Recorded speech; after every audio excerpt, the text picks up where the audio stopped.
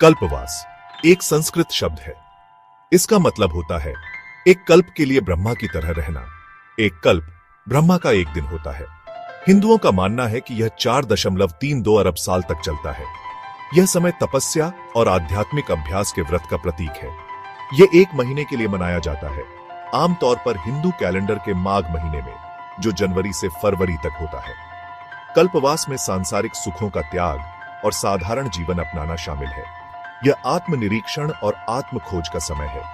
भक्तों का मानना है कि यह पापों को धो देता है और उन्हें ईश्वर के करीब लाता है।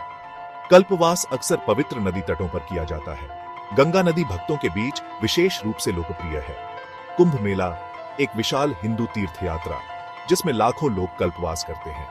गहन भक्ति की यह अवधि आस्था की शक्ति का प्रमाण है। यह आध्यात्मिक विकास और मुक्ति की मानवीय इच्छा को दर्शाता है।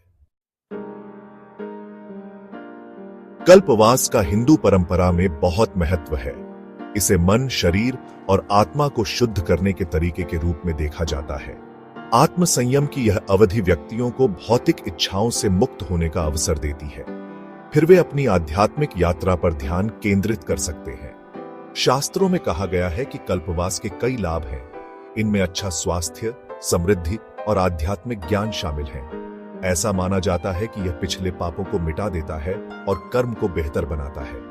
यह बेहतर भविष्य का मार्ग प्रशस्त करता है। कल्पवास का सबसे महत्वपूर्ण लाभ आत्म साक्षात्कार है। भौतिक संसार से अलग होकर व्यक्ति अपने भीतर के ईश्वर से जुड़ सकता है। इससे शांति, आनंद और मुक्ति की अनुभूति होती है। कल्पवास परिवर्तन की यात्रा है। यह व्यक्तियों को अपनी सीमाओं से परे जाने और चेतना की उच्च अवस्था प्राप्त करने में सक्षम बनाता है।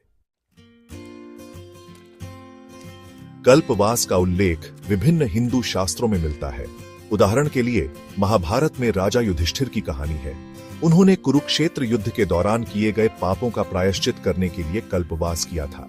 पुराण, प्राचीन हिंदू ग्रंथ भी कल्पवास के महत्व पर प्रकाश डालते हैं। वे इस अवधि के दौरान पालन किए जाने वाले नियमों और विनियमों का वर्णन करते हैं। ये नियम, जबकि सभी परंपराओं में एक समान नहीं है, सादगी और वैराग्य पर जोर देते हैं। शास्त्रों में इस बात पर जोर दिया गया है कि कल्पवास केवल बाहरी कर्मकांडों के बारे में नहीं है, यह आंतरिक परिवर्तन के बारे में है। सच्चाई, अहिंसा और करुणा जैसे गुणों को विकसित करने पर ध्यान केंद्रित करना चाहिए। धर्म या धार्मिक आचरण के सिद्धांतों का पालन करके व्यक्ति वास्तव में कल्पवास की परिवर्तनकारी शक्ति से लाभ उठा सकता है।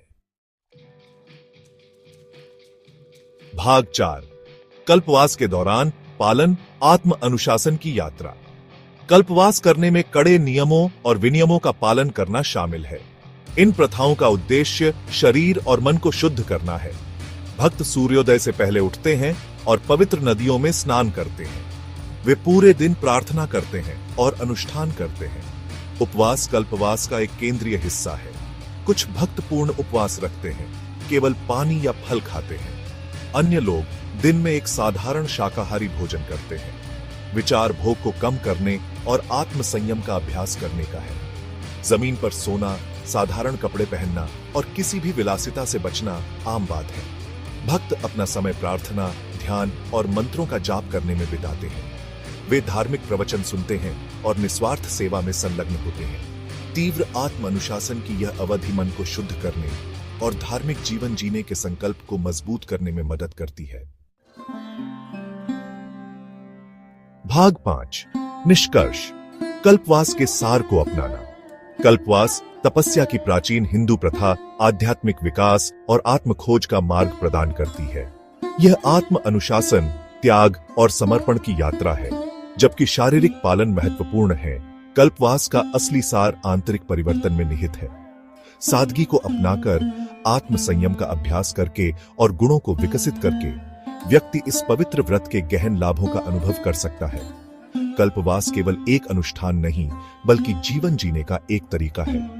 यह भौतिक संसार से अलग होने और ईश्वर में शांति पाने की याद दिलाता है।